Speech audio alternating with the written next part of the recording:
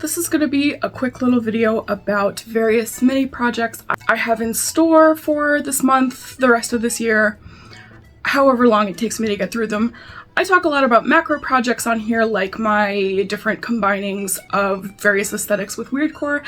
That's a macro projects. These are mini projects, specifically more like clothing and jewelry customization. I'll start with the three most pressing matters I have at hand, all of which are related to the Desperately Seeking Susan tribute I'm working on. I intended to do this fashion/style tribute to this particular film for its anniversary month in April, but I did not anticipate exactly how many of these little mini projects would pop up. One such project is recreating this suitcase, the chicest, most fabulous suitcase in all of cinema, second only to this suitcase in What's Up Doc with Barbra Streisand. Now, this suitcase I'm going to recreate using this round sort of Samsonite travel trunk that I have. I got it for probably $20 at a yard sale, something to that effect, so I'm going to spray paint it cream and then place skull stencils on it and then spray paint the whole thing black. I've got it all planned out in my head. I just need to make the stencils and spray paint that sucker. Because this suitcase plays a very important role in the film, it felt like the tribute would be lacking if I did not recreate it in some way. And using the resources I have at hand, I was able to come up with this particular plan.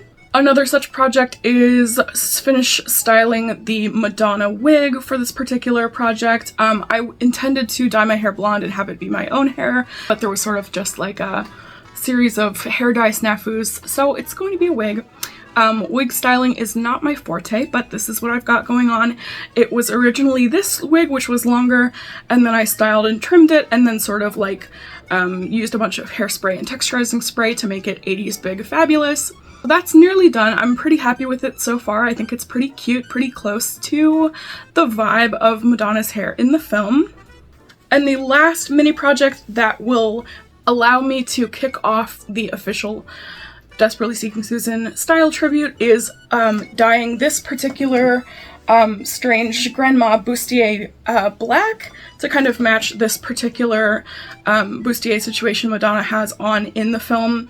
I had a sort of top that I thought was kind of similar in vibes, but I think this is a better match in terms of silhouette and just general. It is lingerie, and Madonna was not shy about wearing lingerie in public. That was like her thing, especially like a bullet bra, cone bra situation, so I think this one is just the ticket.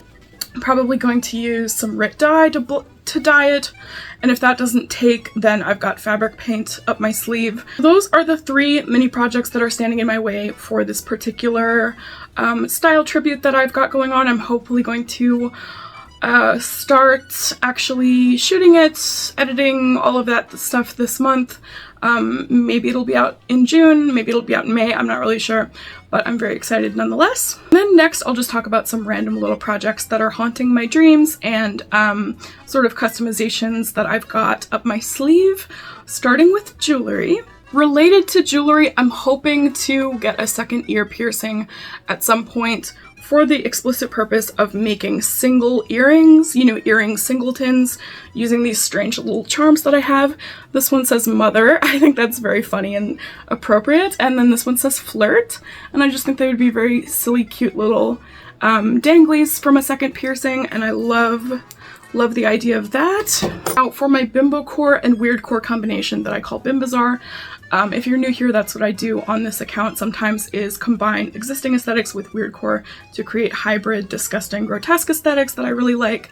So for a bimbo core and weirdcore look, I may turn these plastic teacups. This one has Tweety Bird on it. Just has like a weird little rainbow sticker. I'm thinking of turning them into big wacky earrings. It would be a cinch to do. I also once had this really fantastic plastic bead necklace with a wonderful charm of Saint Hildegard, who is the patron saint of composers and writers, and she's also a fantastic composer and writer herself, just a very interesting nun mystic who became a saint in the 14th or 15th century. And it broke. It was just on plastic wire, so it broke into a million pieces, but I'm hopefully going to restring it. I also have combined weirdcore with coquette to create what I call coquetamine, and these earrings are perfect for the aesthetic, but I have not used them since this one is missing the back. So I'm hoping to re-glue a post onto the back of these so I have a complete set of wonderful earrings again. Also related to my coketamine project, these are little strange leg necklaces that I made out of these little cherub frames that I got on eBay for, you know, $12 or something. So I strung them up with ribbons and tied them to my legs, and I want to do sort of similar things with different wall art and kind of experiment with this new form of accessorizing that I may have invented or may have just discovered independently of someone on the planet. I don't have a patent on these yet, but you know, maybe I'll be credited as the first to wear strange things on her legs. Who knows? And then last little jewelry project, I got this strange little clay mushroom on a necklace from a Japanese Lolita Expo online ages ago, and of course the necklace crumbled in my hands, but the mushroom is still very much intact and very cute, very detailed, just precious. And I think it would be a really fun project to sort of recreate my own take on a mushroom necklace, you know, maybe with different beads.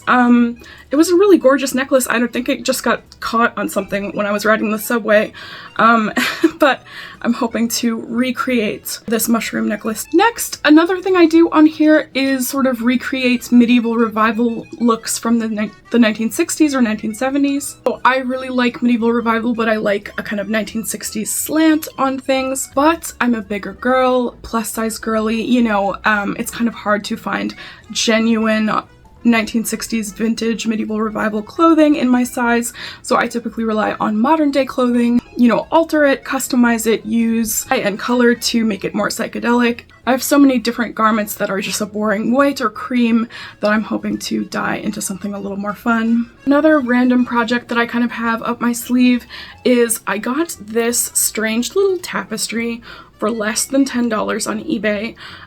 It says, "What matters most is how you see yourself," and it's a little kitty cat looking into a mirror, which shows him a tiger. This little kitty cat clearly has a healthy ego, as do I, so I was hoping to put this on the back of a jacket. What I can't decide is if I should break this wooden dowel and just use this as a back patch, or if I should turn the back of a jacket into a wall to hang this little tapestry. I haven't quite decided what I think would look better. I do think this is a darling tapestry, just made to be a back patch for someone with a healthy ego like me and this cat. In this house, we love to upcycle. Another project that's a little bit boring, but it is very necessary, is I have a lot of white clothes, but when I wear foundation or skin tint, sometimes the skin tint can sort of rub off on the collar. I need to figure out a perfect way to get these gross skin-colored blobs off of my shirts. Related, but I have this wonderful Gloomth dress that I used to cherish and love, but it got a big glob of skin tint on the neckline. I'm hoping with my preliminary sewing skills, you know, hopefully someday I'll be able to just snip the tank top part of the dress off and turn it into a mini skirt. Another random little project is I have this really wonderful brown velvet pillbox hat that has these feathers on the side, but they're just starting to shed in a really big, disgusting way. So I'm hoping that I'll be able to find some like specifically hat related glue and glue them back together. Maybe put a little button on top to kind of hide the feather tips. Who knows, maybe I could get creative and add a peacock feather to the side too. But, you know, I don't really know. Is there such a thing as hat glue? I really don't know, but I love this hat. I think it's so adorable. And the last project that this is kind of like an ongoing project of mine is to find stencils, used stencils on eBay or at the thrift store, just any kind of alphabet stencils that I can use with fabric paint to make kind of boring plain skirts and tops and shirts and sort of things. Anything plain into something a little more interesting. I did that with this kind of boring pink cider skirt and used it for a Bim Bazaar look where I stenciled the word parody on the skirt to kind of just add sort of a fun whimsical twist to this just kind of like boring linen skirt. And I have all sorts of ideas for fun words that I think would be wonderful on various boring tops and skirts and such that might just need a little bit of zest. So anyway, these are all of my projects, these little mini projects that sort of keep me busy, keep me going. I'd love to know about your mini projects, your macro projects, any kind of projects you've got cooking. I would love to hear about them in the comments. I am always curious to hear from you. Let me know what you think of these projects, and until next time, bye!